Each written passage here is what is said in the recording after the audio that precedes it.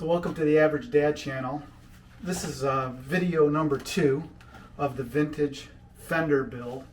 So this is going to be my vintage Stratocaster, and I'm getting started here. On the first video, what I did was I went over all the specifications and of all the parts that are going into this build, and I want to make this as close as I can get to an actual vintage style 63 Fender Stratocaster.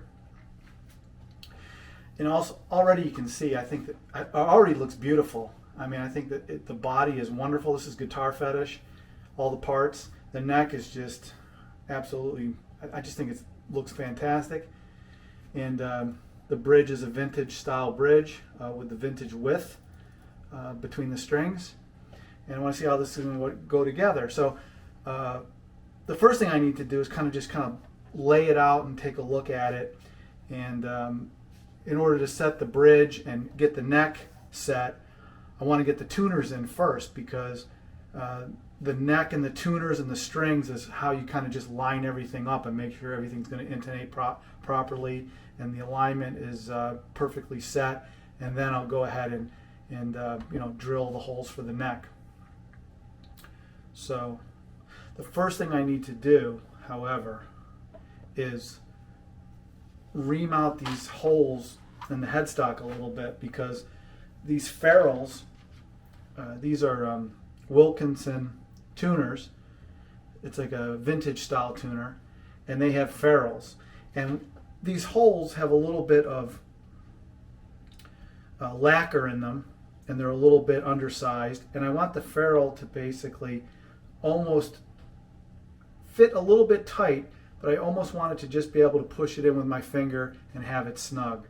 I don't want it to be I don't want to have to squeeze it really hard to get it in there or pound it in there. I don't want to take a chance of splitting either the lacquer finish or the headstock itself.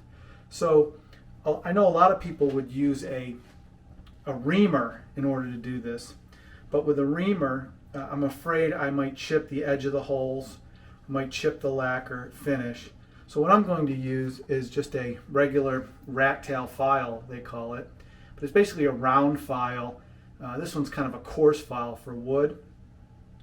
And all I'm going to do really is just kind of gently open up the hole a little bit and just knock the lacquer. There's a little bit of lacquer on the inside of the hole, especially around the edge here. I'm just going to knock that off and just kind of open up the hole just a little bit. And you can see the file isn't chipping the lacquer at all. I'm afraid that the reamer would chip the lacquer.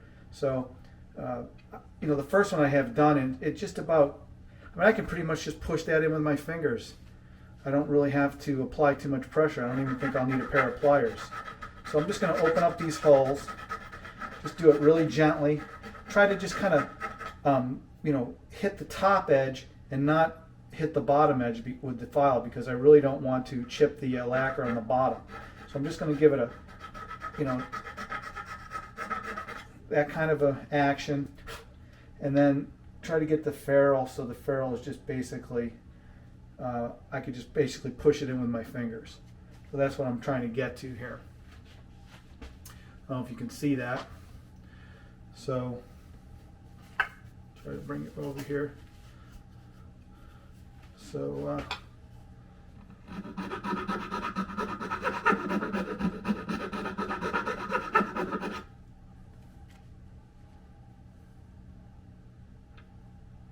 that's very good right there. Just snug enough to where I can push it in with my hands without having to apply too much pressure. It's about where I want it.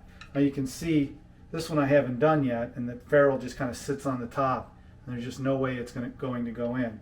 This, and then that's almost there, but I just want to give it a little bit more, just gently. I don't want to chip any of the lacquer.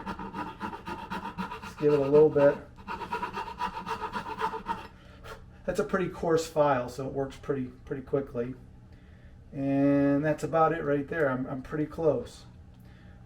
This one's just perfect. I can just pretty much, and that one's pretty darn close. A little bit stiffer. So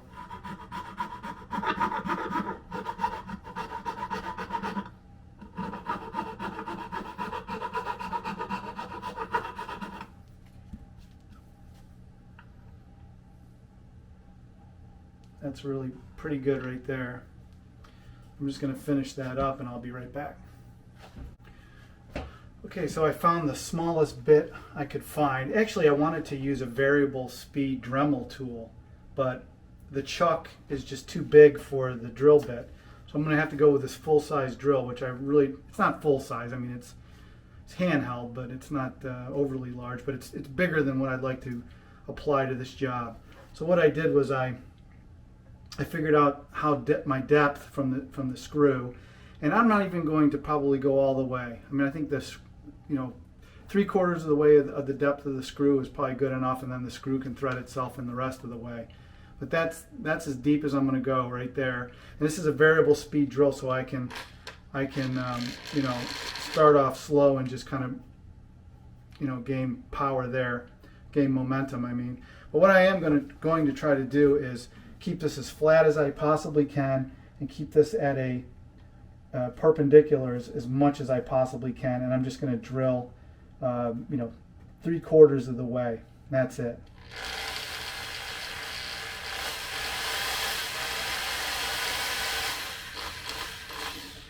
So that's as far as I'm going to go right there. I'm just going to continue on.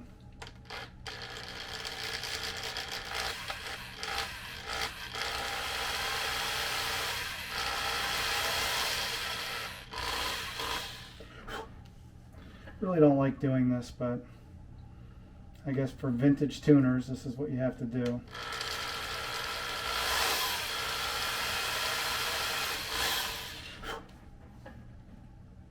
Try to start the drill right on without any travel if I can.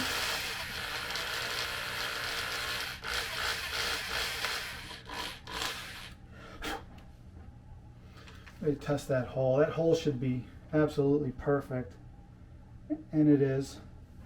It's just undersized the screw, which is what you want.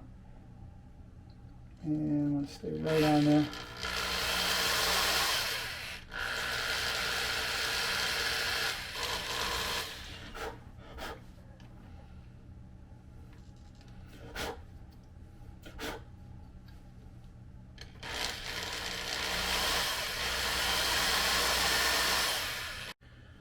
So the camera died on me there. I don't know how much you really got to see, but I drilled all the holes and I set the screws. One thing I really didn't know made a big difference is I put a little bit of, I set a couple of the screws in without the wax, and then I put a little bit of butcher's wax on the last 3, and it made a huge difference actually. So, I mean, it wasn't hard to get them all in, but put a little wax on there. That is a good tip, actually. So that's what the tuners look like. They look really nice. I mean, it's a real nice vintage look. So the next part of it is I want to set the neck into the body of the guitar. So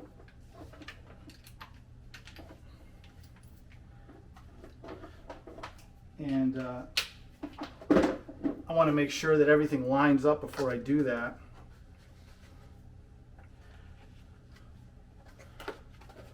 So let's get the body back.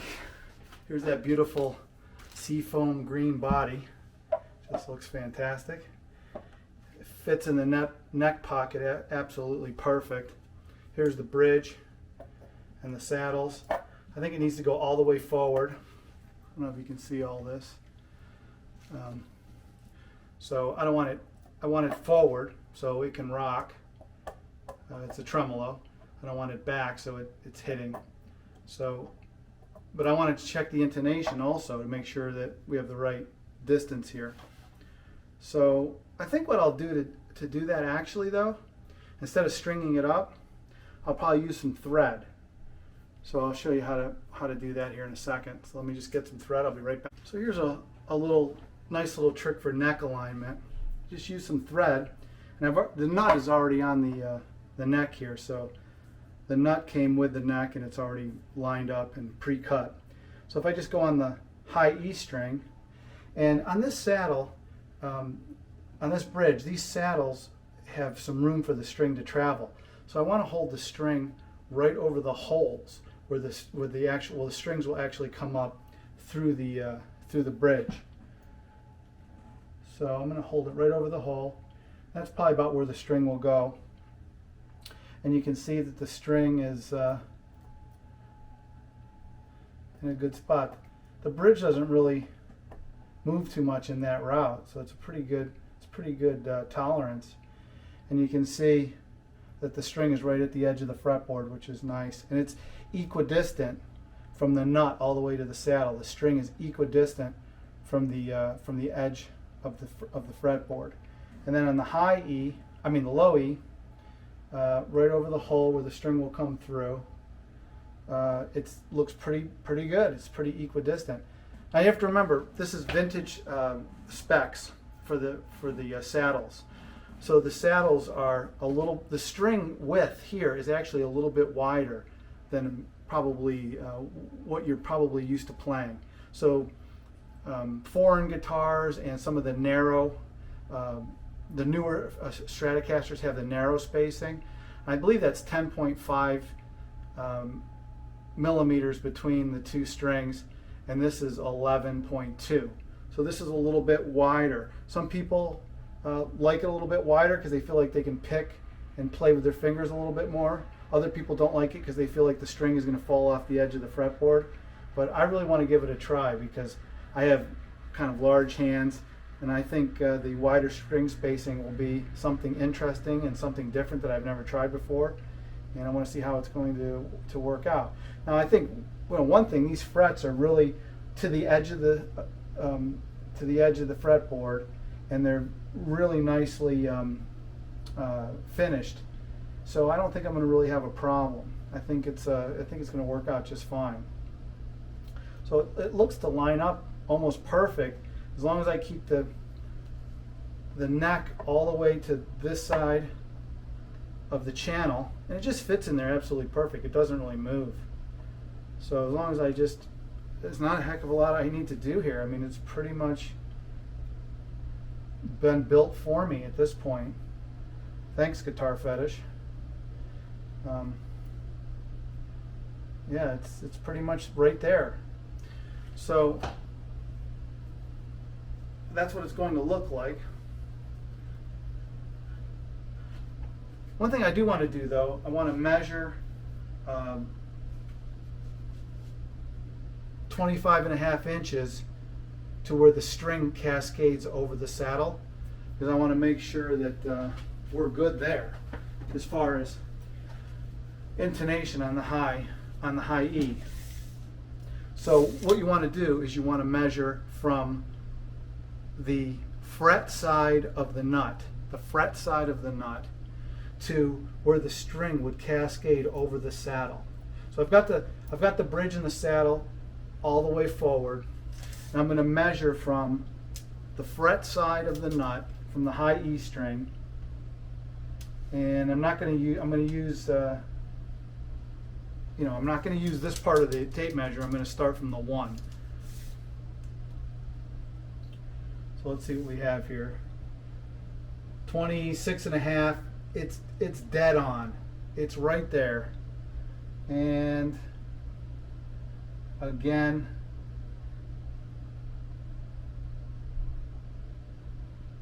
that's a little bit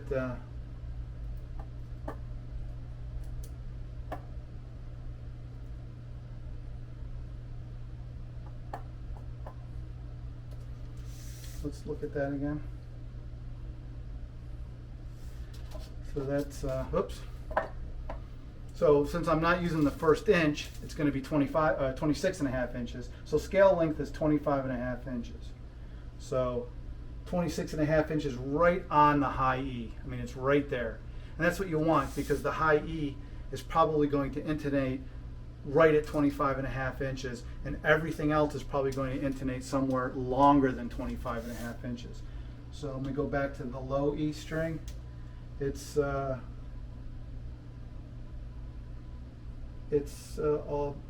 little bit it's pretty much 25 and a half. I mean, it's real close. Maybe a 1/16 of an inch back, which is fine because all these saddles here are going to be back further. This is going to be the farthest forward saddle, and everything else is going to be back. So that's perfect, and it's going to move in its route just fine right there. So, I mean, Guitar Fetish sets it up really nice. There's not a heck of a lot I have to do here. So the next step, I think everything is pretty much lined up. So the next step is going to be actually setting the neck. I mean, drilling the holes in the neck and actually putting these two pieces together. So that's the end of part 2 for the vintage Fender build. And part 3 is going to be joining these two pieces together, and the best way to do that. I'm going to show you how to go through that, and we'll just continue on here. But if you'd like to like and subscribe, I'd appreciate it, and stay tuned for the next video.